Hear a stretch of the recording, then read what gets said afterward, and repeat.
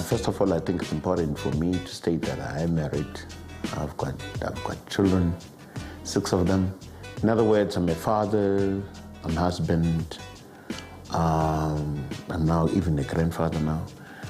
But in terms of my work, I'm a preacher of the gospel, ordained with the Apostolic Faith Mission of South Africa.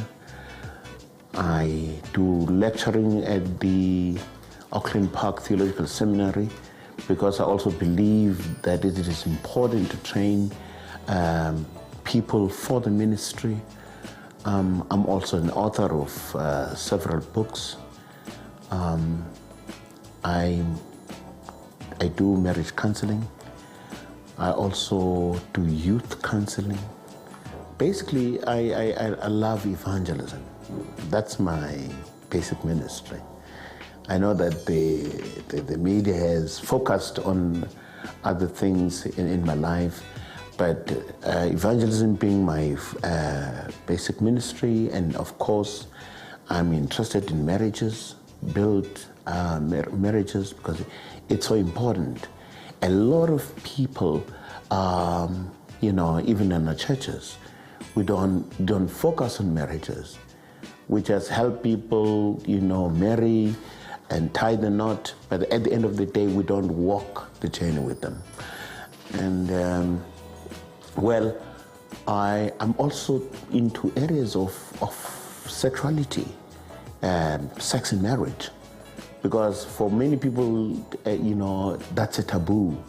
It's something that people don't talk about, and it has become one of the areas of controversy, one of the areas that has caused a lot of pain in a lot of marriages.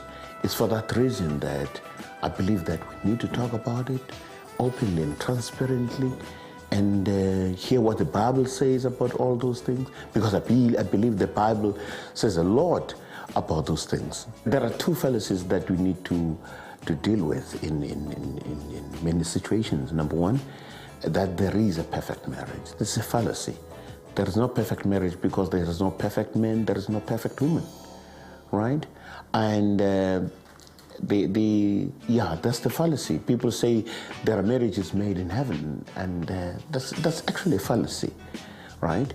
The second fallacy is that my marriage cannot become better, right? That we kind of imprisoned in our grooves of thinking, in our behavior, we cannot change.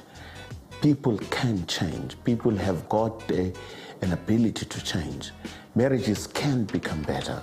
An ideal marriage, as far as I'm concerned, it's a marriage whereby people, are normal.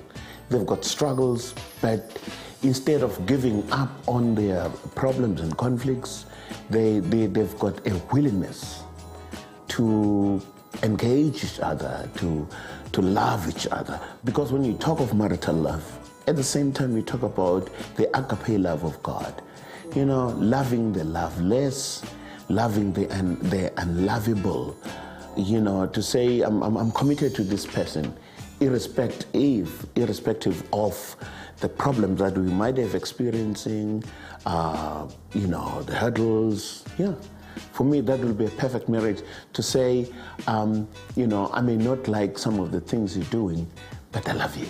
In South Africa, for instance, we are said to be 80% of the population, but we don't have 80% of Christianity in this country.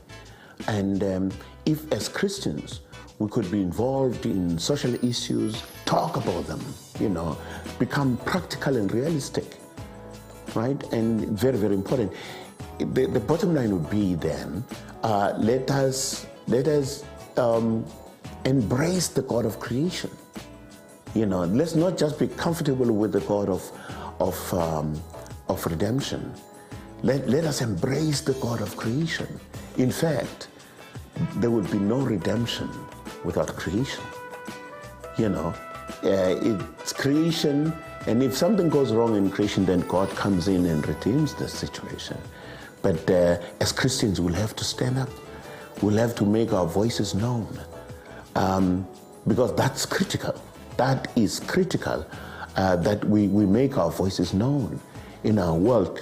In the world we believe was created by God, and God loves everybody.